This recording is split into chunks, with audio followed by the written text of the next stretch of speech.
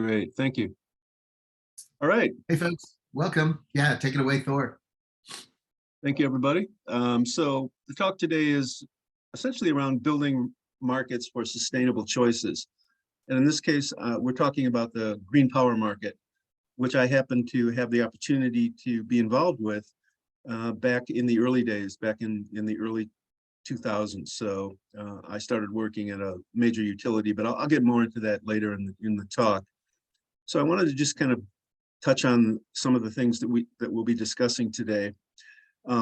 So in terms of my own personal climate journey and how I got involved in this kind of work, you might want to wait until next Friday when David Kaufman and I will have an opportunity to speak about our work as as seniors in the climate space and how we've been able to leverage our careers and the work that we've done to increase the amount of sustainability, green, climate resistant work that we that is so near and dear to our hearts. So please come back for the fireside chat a week from today on the 21st. In terms of the talk, we're going to look at the ideas of renewable energy in Oregon, green power, and I'm going to start with kind of a level set with the environment back in 2001 when we were starting up the program, and then spend a little bit more time talking about some of the green power options that utilities can offer, and these are utilities anywhere in the country if they choose, and some of the learnings we took away from those from our work in the early days and working with the green power markets.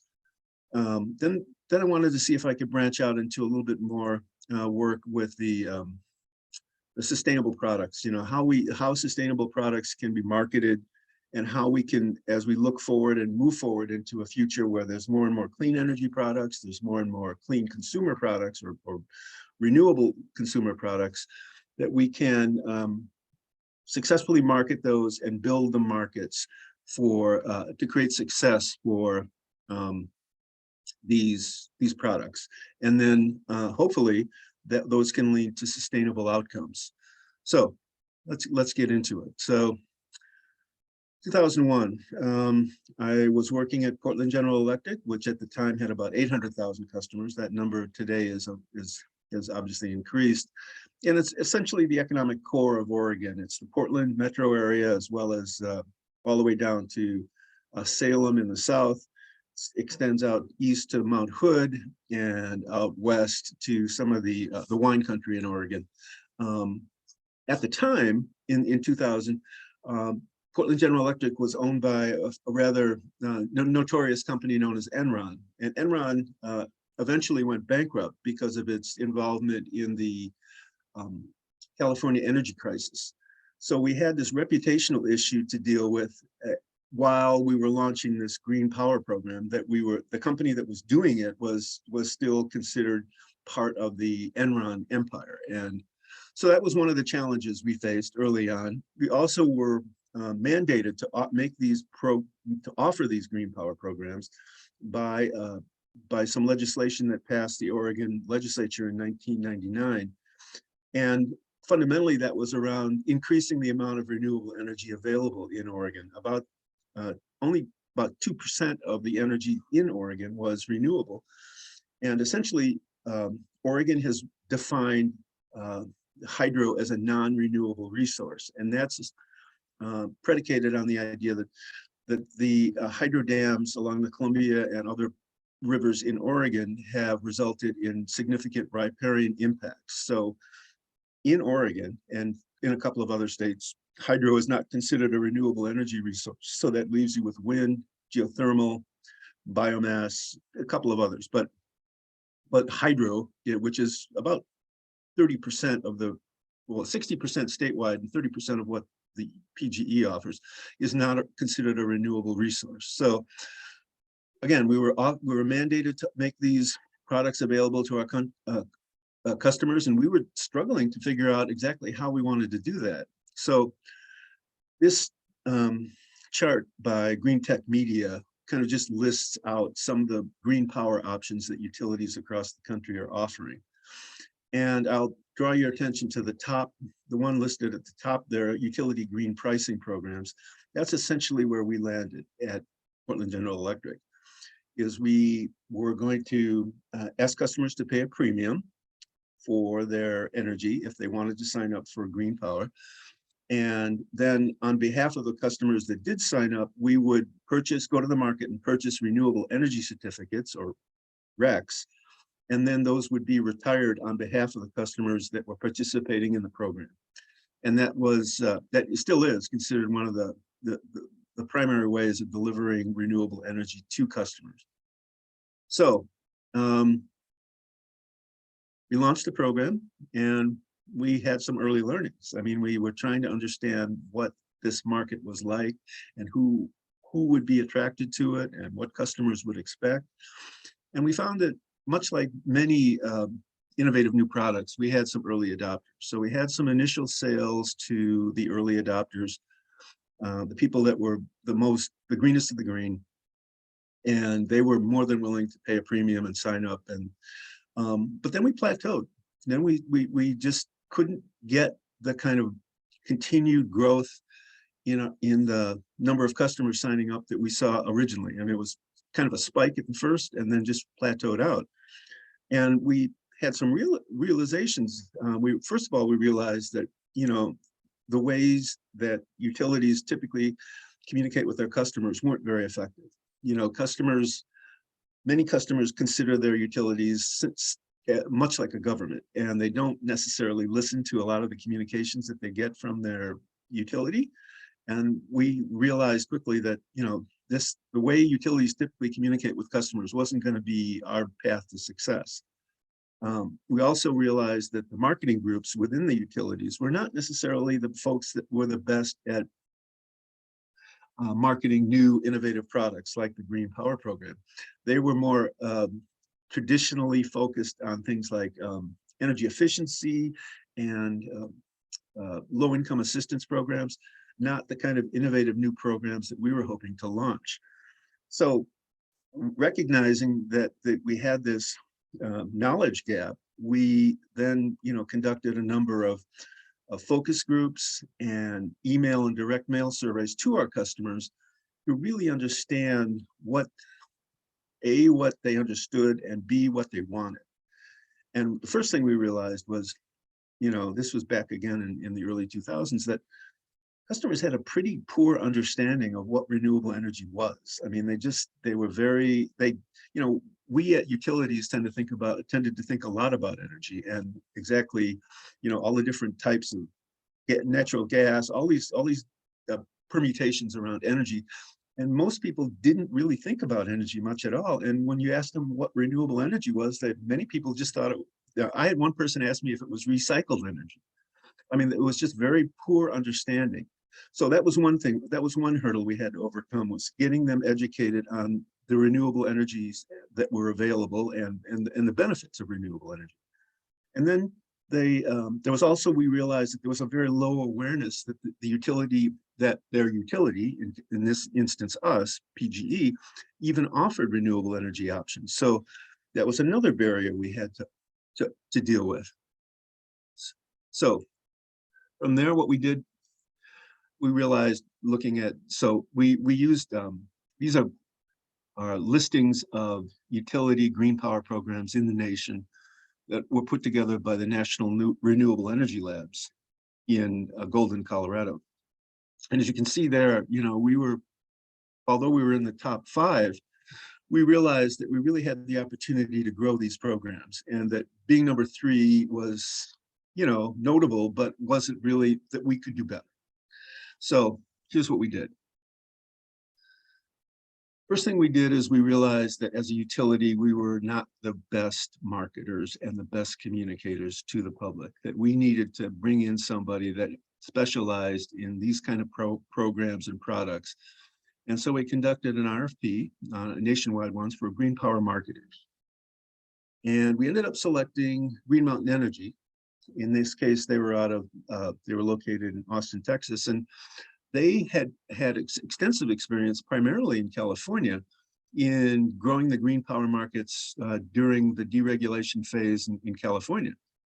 So what they helped us do once we brought them on board was to quickly increase the ways that we reached out to customers. So all of those sales channels were very important in growing the program. So we used channels like we were at public events, we went to sports programs, all of these where we'd have booths and could talk to customers and reach out to customers and offer them A, education, and B, the opportunity to sign up if they liked what they heard. So we did, like I said, public events. We had all kinds of communications going out from emails to paper mail. We went door to door to residential customers and door to door to small businesses, talking to them about renewable energy. And so what we did to do that, we obviously incented our marketer to make the sales, to really get the awareness and adoption of these programs underway. And what we found was that over time, as more and more renewable energy facilities were built in Oregon, and people had the opportunity to see them when they went out driving, for example, in Eastern Oregon, where it's fairly easy to see the wind turbines, and they saw solar power on different buildings or their neighbors, that there was more and more interest in renewable energy, and that excuse me, that people were interested in new ways to buy renewable energy. And one of the things we developed was a fixed rate option where you bought wind power and you get your rate fixed for 5 years. And that was a very popular product based on the notion that there's no fuel costs for wind power. So we were trying to be very innovative in our thinking and approach to developing new products for this green power market. One of the things we did early on with the help of Green Mountain Energy was to simplify the messaging. We realized that customers don't walk around thinking much about energy at all. And that if we were to engage them and to try to convince them to make the choice to buy a premium product, that we had to quickly get to the point. So we developed this chart to show them essentially what their regular power mix, so if they're a PGE customer and signed up for what they would call cost of service, that they'd get this regular power mix. And there was a mix of coal, hydro, natural gas, nuclear, and some other biomass biomass in that mix, but it was essentially combustion based, right? I mean, there's a little bit of hydro, but this is what your power mix looks like as a regular customer.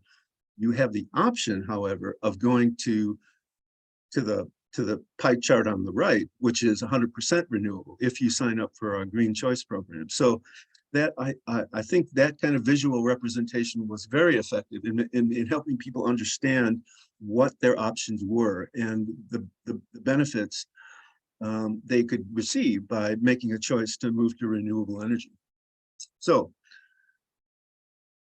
as we got better at marketing, we saw the results, and this was some of the fruits. These are charts from 2020, but you can see here that we've experienced significant growth in green power at Portland General Electric in all the different categories. And the participation rate was 26%, which meant that 26% of the customers at the utility were signed on to pay a premium for their power to receive renewable energy. Then we had the number of customers, we had the volumetric sales of renewable energy. So we found that this was a sweet spot, and we did our best to keep these customers satisfied and to continue to grow the number of customers that were purchasing green power. So this is where we go into the expansion phase. So we wanted to continue to grow this market, but we also wanted to find ways, innovative new ways, to keep the customers that were involved, to keep them engaged, as like I said, and bring in the new customers. So continued innovation was a key. We also then expanded our programs to allow business customers to purchase renewable energy, because we realized that many of our residential customers worked at large businesses in our service territory, and they also wanted to buy green power. So we ramped up our program to allow large industrial customers to buy renewable energy, which quickly grew. And we've had customers, including many cities that were customers of PGE, many large commercial customers like Intel, the largest business in Oregon, the largest employer in Oregon, signed up, and a number of other high-tech firms. And so we also realized that we couldn't just confine this to the large commercial customers, that we also wanted to reach out to smaller businesses, because, as you know, most businesses are small. And so we started reaching out to the smaller businesses and storefronts in our utility service area. And each of those customers had different needs. The large customers wanted some type of recognition, public recognition for making this kind of purchase and for doing the right thing. And the smaller customers were more interested in using renewable energy to grow their business. So we tried to design programs that did both.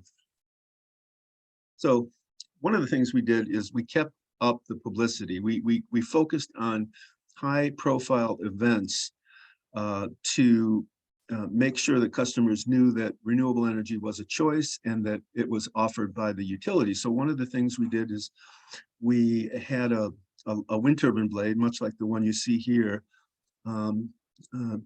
dropped off in the middle of downtown Portland. And what we did with that was we built a platform around it and allowed our green power customers to go up and sign the blade. And so they would put their signature on the blade. And if new customers wanted to sign up, they would also be allowed to sign the blade. And then we took the blade out to one of PGE's wind farm and mounted it on a wind turbine. So it was one way that customers got to really personalize the impact that they were making by buying green power. So that was very effective. And again, the blades are so much bigger than even this picture. It was huge. It was about 2 blocks long, but it was a really tangible way of making their purchase real. Some of the other programs we came up with to help grow the programs was thank you materials. Now, over here on the left, you'll see a picture of what's called the Oregon Solar Pioneer. So those are solar panels that we installed on the state capitol in Oregon, which actually made Oregon at the time, this was 2005, the first state capitol in the country to be partially powered by renewable energy, and partially powered by solar energy. And that was a bit of a coup. And so we felt really comfortable around doing that and letting our customers know that some of the funds from the programs that they were participating in helped make that possible.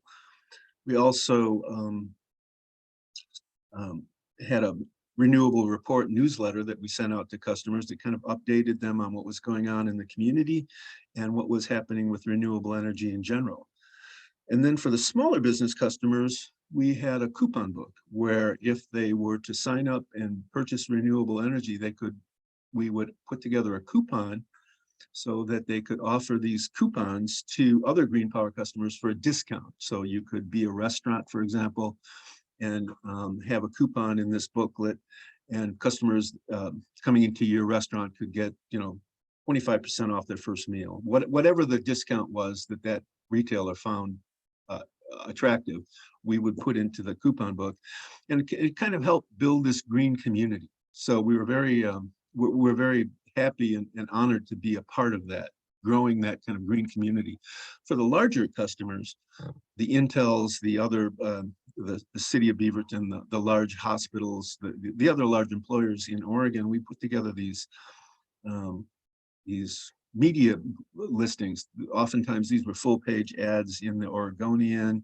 They were also publicized in other media, electronic media, to demonstrate and hold up the companies that were purchasing renewable energy. So this was one way to really help them feel like their purchase was also helping them, their community profile, and to look like a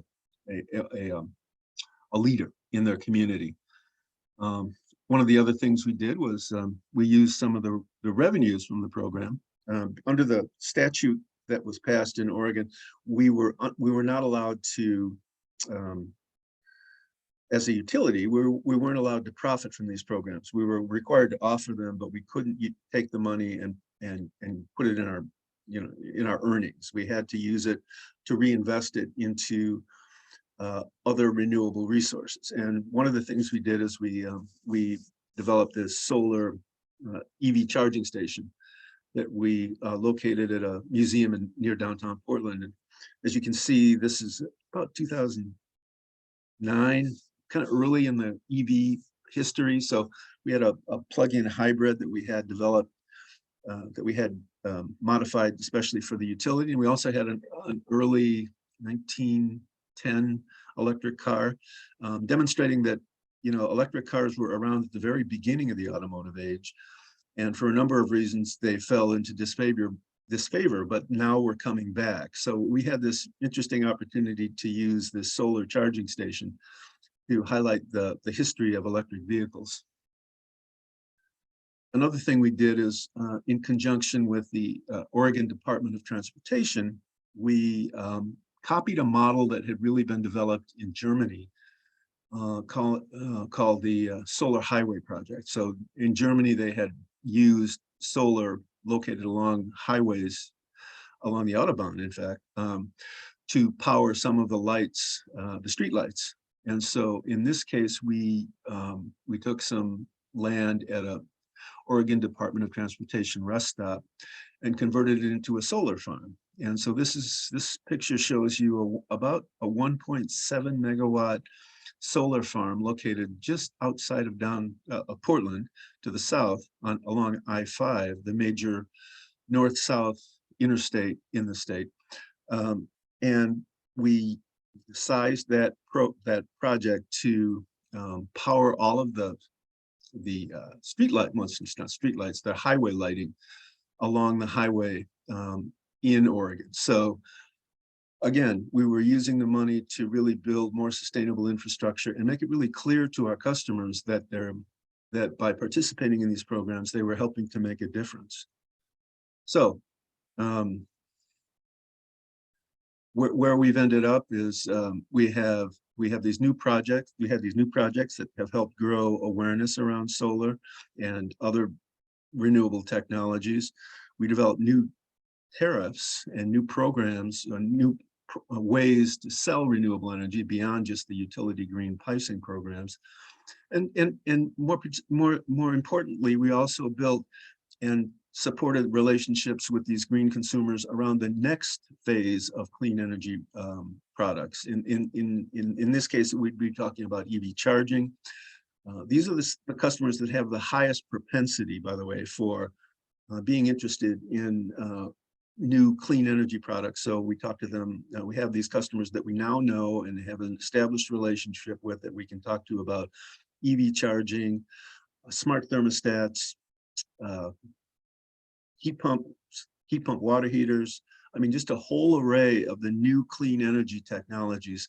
And these are the ones that the first to be interested. And then we can then disseminate that information out amongst other customers.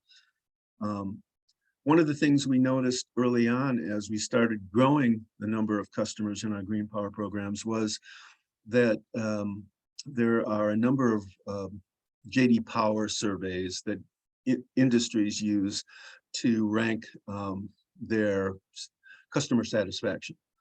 And so these rankings, the JD Power rankings, for example, don't necessarily focus on particular products, just the image of the organization in customers' minds. So PGE became one of the highest ranked utilities in the nation. And while there was no way to make a linear correlation with just the green power program as being the driver behind that, it was clear to us that since many of our customers had signed up, that we were the leading provider, that that played a significant role in that JD Power ranking, which was very useful for the company in terms of marketing its as an investor-owned utility, it's marketing its stock portfolio. Then we also and here's a little bit more of that stretch is the idea that we had the #1 program in the country for selling green power, and at the same time, about 2012, we entered into the utility entered into negotiations with the state around closing the largest emitter of greenhouse gases in Oregon, which was the Boardman coal plant located in Eastern Oregon. And while I can't represent to you today that the reason that coal plant was eventually shut down was because of our green power programs, I do have it on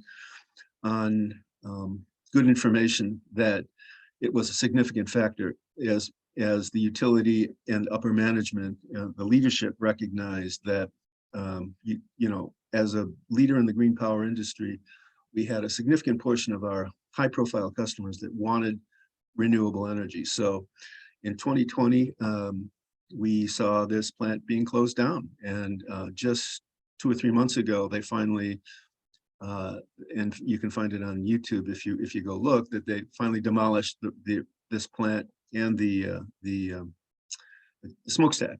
So finally, I wanted to just close out with a little bit more information and context about the difference that the voluntary markets have been able to make in the US. As you can see, they're not the dominant driver, but they are a significant contributor to the growth in renewable energy in the US. Now, this is obviously well before the Inflation Reduction Act that was recently passed, and before many of the infrastructure bills that have passed, since this data is from 2020. But as you can see, there's been a significant contribution from the voluntary markets in the order of about 35% of the total that is renewable energy that is sold into these voluntary markets. Predominantly, these are compliance markets, and these are designed to satisfy what's called renewable portfolio standards.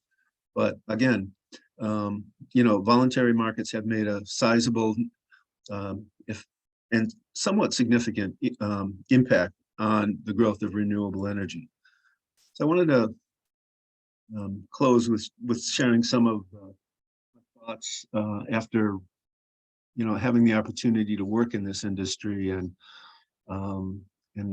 think about what impacts, what it takes to grow the market for sustainable products. And this can be everything from renewable energy to any kind of product that enters into the circular economy, where you really get a sustainable product that benefits, that has multiple benefits. So I think it's important to understand that typically consumers are overloaded with information and are very confused about what to do and what doing the right thing means. And they tend to shy when they're confused and don't understand. They're typically less likely to adopt these new products. Second of all, most people are overwhelmed with information in their daily lives, as we all are, and that we need to simplify the messaging. If you think back to that pie chart I showed you, we made it really, really simple to understand that you go from this type of power to that type of power by signing up and paying this small premium. So simplify your messages. If they ask for further explanation, you have that available, but you don't lead with that. And this speaks to understanding where customers are. It's important to realize that no matter what industry you're in, much, much more about whatever you're selling or marketing or producing than the average person on the street. So understanding where customers are in their journey is critically important. And then some of this is just, kind of life advice. So, focus on the positive, the benefits of clean energy, rather than the negative impacts of climate change, that you can make a difference by your purchase of clean energy, and not necessarily having to delve into all of the negative impacts of climate change. And then building communities was one of the walkaways we came out with the Green Power Program, was that if people feel like there's others like them that are making similar decisions, that they're more apt to make a purchase choice. And that's essentially what we're trying to do here, is create purchasing choices around sustainable products. So happy to take any questions. Thank you, Thor. That was a fantastic presentation, and thanks for that great work you did with PG&E. Yeah, are there questions? And can probably just raise your hand, or yeah, go David. Good to hear from you. First, David Benham. So for David or Thor, from David. No, anyway, I'm down here in the California version of PG&E, which is kind of a four-letter word. And about 5, 6, 7 years ago, I've lost track. A organization, it's a nonprofit called Silicon Valley Clean Energy, cleaved off, if you will, the power generation role of PG&E as an option. Quite a few people noted and were out, maybe even overtly trying to get people not to sign up for it because of the renewable energy credits, because that was like more like accounting than it was really, purchasing new green or clean, because it included, in some cases, could include nuclear and hydro. I saw that you it mentioned renewable energy credits. Over time, Silicon Valley Clean Energy's purchasing fewer because they've gotten power purchase agreements more and more lined up since then. Did you go through any challenges dealing with this? Any similar challenge in people objecting to the renewable energy credits? And if so, how did you handle them? Well, yeah, that's a great question. Thanks, David. It's renewable energy credits. I'm not here to, I mean, they've always been an accounting function, but there was, because of the physics of delivering electricity, there is no way to take power from a wind turbine and deliver it directly to your house. It all gets mixed, and it's all mixed with the hydro and the coal and the natural gas. So there's absolutely no way to sell you wind power or a power that meets your preferences directly without renewable energy credits.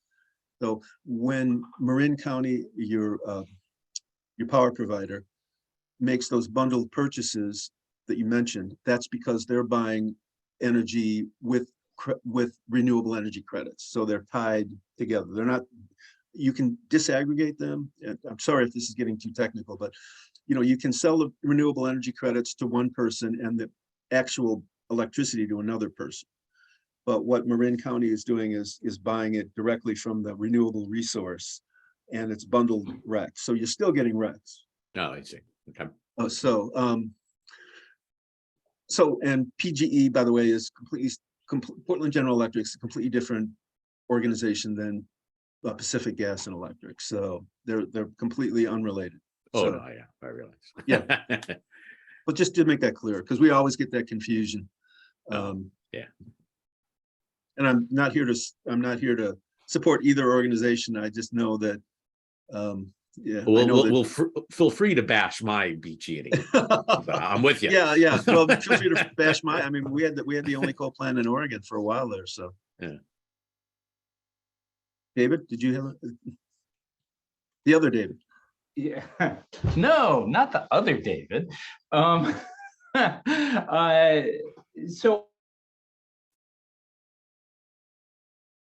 I'm sorry, you must have been muted. I was built at PG&E.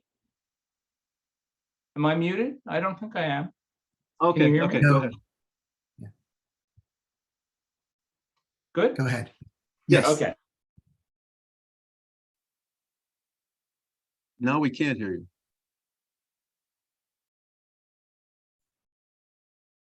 You're muted again, or something's up. Yeah.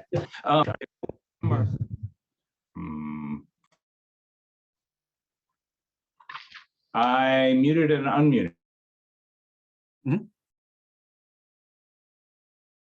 Now you're muted again. Is that type?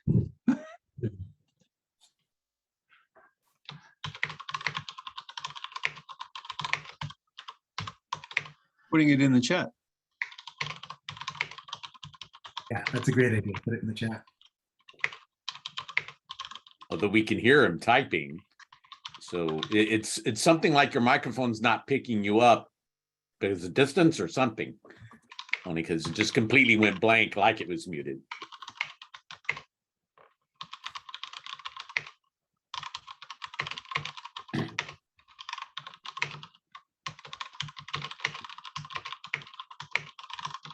Long question.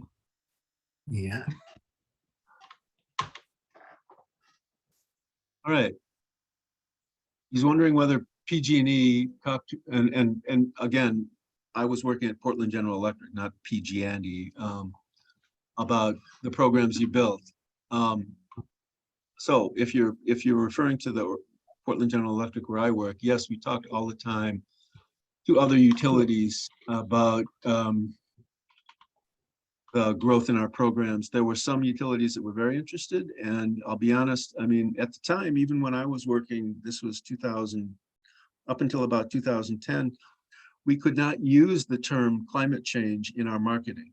So even though customers were clearly buying renewable energy because of their concerns around climate, we as a utility were not, the management did not feel comfortable mentioning terms like climate change. And so there's still many utilities and still many, actually, sad to say, many state governments where climate change is not recognized as an issue.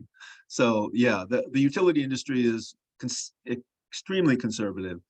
And so we had to slowly advance these conversations to the point where we could end up talking to customers about things like climate change, which was actually the reason most of the people were buying it, in my belief. So, other questions, thoughts? I'm going to jump in. I've got a few questions for you, Thor. One of my first ones is, it looked like in 2000 or around that time when you started, and you didn't have a lot of customers who understood any of this, you all went out and hired marketing help and others. Yeah. My real question is, why did PG&E put so much effort into it? I mean, they had a state mandate, but couldn't they have just said, you know, we tried, Yes. we can't get anyone to buy it? So what was the motivation there?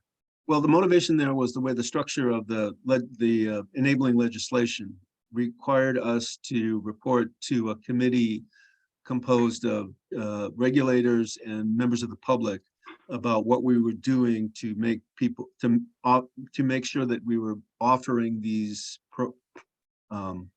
options, because they were options, to the public in an effective way. So this committee of, you know, there was a whole bunch of public interest groups and environmental groups and regulators, and they all were saying, wait a minute, you know, you guys are just sending out flyers to your customers and expecting them to run up and sign. Well, that's not going to work. You're going to have to bring in some marketing, just like Nike uses marketing to sell its shoes, just like, you know, all these other companies use to sell their products.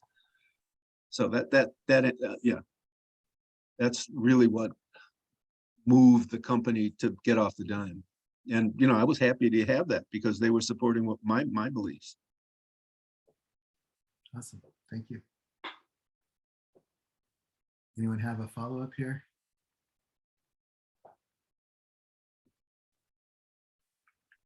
I've got another one for you. Okay, go, Lucas. Yeah, please. Yeah, and I guess my question is, you know, before, back then, renewables were more expensive. But how do you see this playing out as renewables become the more cheap, like the cheapest option? You know, how to make these programs more appetizing, or what you need to change? Well, you've touched on the key here. Now, when we started these programs, renewables were much more expensive, and there were so few of them that you had to take significant financial risk to even build a wind farm or a solar farm.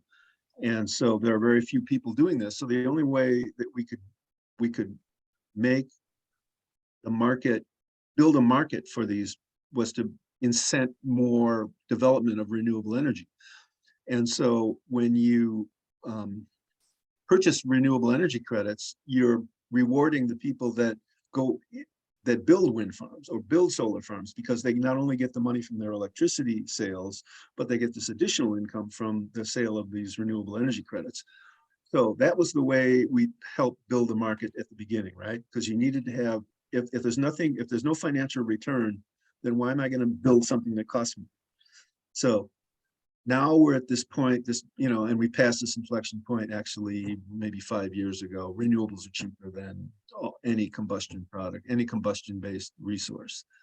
and in particular solar. And the price of solar is continuing to drop. And it's going to, at some points, it's already starting to revolutionize the idea of selling energy, because there's going to be so much energy, for example, during the day sometimes, that it's going to go negative. And we already have some instances of that where there's so much, for example, so much wind power in the Columbia Gorge that during the spring, when temperatures are moderate, that and the dams are required to pass water for reasons related to the fish population, that they're generating more energy than people are using. And the wind turbines are spinning because the wind's blowing. So they have to either shut down those facilities, which is almost unheard of, shutting down a generation source that's powered by free resource, by free fuel, or sell it at a loss. So it's all the renewables are already starting to revolutionize the sale of energy, and will continue to as they grow. So yes, the answer is at some point here that the green power markets are going to become history, because it's not a high-priced resource. It used to be, but it no longer is. And I no longer work at PGE, and I no longer work in the renewable generation field. But yes, green power pricing programs are going to have to go away, because there's no basis for charging a premium. The market's been built, right? Success, right? You call success and you and move on to the next thing, which is like some of the work I've been doing with electric vehicles. Yeah, great question. Great answer there. Thanks, Thor. Anyone else have anything here? I had a question that I think you've probably already answered, but I'll go ahead and ask it anyway, just for clarity, which is in the early days, the 2000, and you when your green power sales really took off, where did the clean energy come from? Were there these developers that were sitting there waiting for someone to purchase the power from them? Or did that incentivize a whole bunch of new clean energy being built? How, if you're growing rapidly and selling this product, where did the supply come from? Yeah, okay. That's a great question, Greg. There was what was happening at the time was that the generation industry was kind of becoming aware that there were these opportunities, and there were more, to be honest, there were also more government subsidies to assist in the development of renewables. So there was the PTC, there was from the federal government, which allowed a production tax credit that allowed you to get additional funding for generating from renewable resources. So that, in conjunction with the green power programs, help in the development of more wind.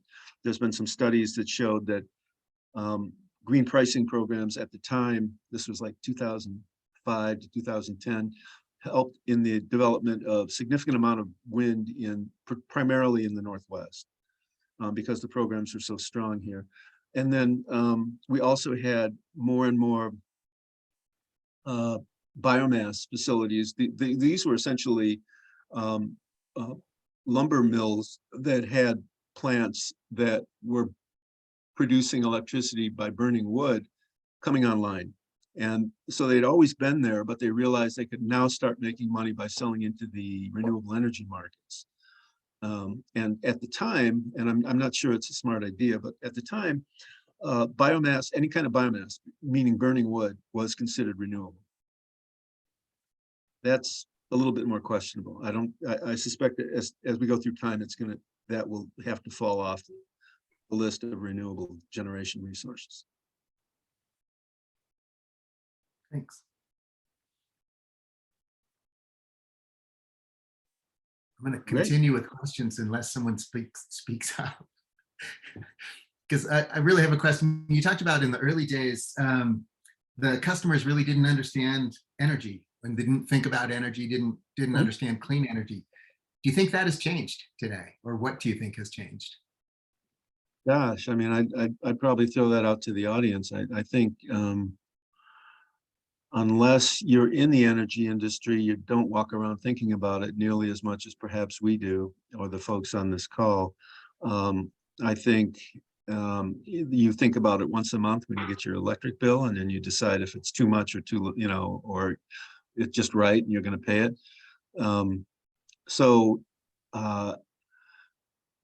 I think one of the big challenges of the clean energy economy as it continues to develop is that people are going to have to start thinking more about their fuel and about their electricity. And as we move through what hopefully will be a phase where we electrify everything, they're going to have to understand that the ways that they've heated their house and cooked their meals using, for example, natural gas are not the most cost effective or the best for their own health or the planet.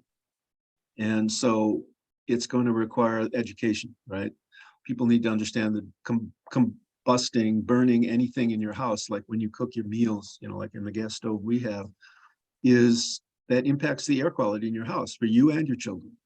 That, when you burn natural gas to heat your house, that there's impacts on the climate, and as well as, primarily climate impacts. But, that, yes, people need education. And I think that's the whole crux of the work that groups like Rewiring America are going to be going through as they look to starting electrify everything, because that's where we need to be, in my opinion, around energy. And people don't walk around thinking about, oh, how can I heat my house? Oh, how can I heat my water? And when you tell them that there's ways to do that and save money at the same time and reduce their climate impacts, the light goes on. But it's getting their attention for even that 1 or 2 minutes to give them that message is tough. We're in a very information overloaded society, in my opinion. Obviously, my opinion. I'd like to ask a follow-up to the last one. That's where do you see voluntary markets heading? You mentioned EVs, but they help build this green power market. Mm-hmm. What else can they help build? Oh, well, that's a great question. Thanks, Lucas. I think the next big hurdle for what we're calling the voluntary markets, where people pay an additional sum for energy, will be community solar. And there's already a fair amount of that out there. It's primarily been sold into commercial industrial customers because they love the idea of making dedicating money to a resource and then getting the benefits, lower cost energy over time. The problem is that, when you build these, so let me back up. About 40-ish% of people live in multifamily housing and don't have the ability to put solar on their roof, right? So it's a minority of folks that have the ability, and even among the folks that own their own home, there's a significant portion that are shaded or just not suitable for putting solar on their roof. So of that 60-70-ish% of people that can't do solar on their roof, there's an opportunity to sell them solar by building it out for example, in a greenfield or a location that's with an unobstructed solar resource, and then selling them the power from that solar facility. And that's being done in some states, but the problem is that it still involves the utility. So when you sign up for community solar, you make an agreement with the developer of that project, buy a portion of his output, and then you get credited through, and you're still paying your electric bill to your utility. So you get into a situation where you have a credit and a debit. So you use so much energy, and then you get credited for how much your participation in this project delivered, and you get that reduces your bill. So it debits down your bill to the power company, but then you have to pay the remainder. And there's usually some other charges. So it's not a crystal clear relationship. And again, it takes some time, and time is the big resource, the non-renewable resource that gets in the way. Hopefully that makes some sense. But we're going to see more and more there's so much activity going on in that space, and solar is getting so cheap that it's going to, at some points, reach an inflection point, and people are going to go, yeah, I get it. I save a lot of money by buying solar, but it's going to take some time. Businesses already get it because that's their focus is the economics, right? But when you get into a complex transaction like that, residential customers often get lost. As follow-up to that, did PGE, not PG&E, sorry, PGE management, did they see that this green power program was profitable? Are they bought in that going to green energy is actually good for the bottom line, or is there something else going on? Well, no, I think what happened was that they were at the time when I started were completely consumed by the problems around Enron and being part of the Enron empire, which was, significantly the worst label you could have on an energy company at the time. And then over time, they realized that, well, first of all, they had to offer these options, so they had no choice. So this was like mandatory whether they liked it or not. And then over time, they started seeing some of the things I mentioned, the increase in customer satisfaction. And while you couldn't say that, oh, just because they have a green power program, the customers are more satisfied, these were simultaneous, right? You had growth in green power and growth in customer satisfaction. So there was kind of the assumption that, okay, those are related. And then, so that's kind of what happened. And they realized, oh, when customers are happier with us, we have more opportunities we have satisfied customers are better than pissed off customers. And that also, these are the same customers that we're going to need as we move into electrification of transport and these other smart technologies, because they're the early adopters. So these are the folks you want to keep happy. Thanks. Anybody else have a question for Thor? We really appreciate you sharing this incredible information and your experience with us, Thor. So thanks so much. Thank you. Yeah. It was actually a lot of fun. Awesome. I'm going to launch a poll, and I'd love if you all would fill that out. This is something new Terra's doing just to get feedback on our presentations. And sadly, we've lost a few people who had to leave who would have given us great ratings, but appreciate your participation. And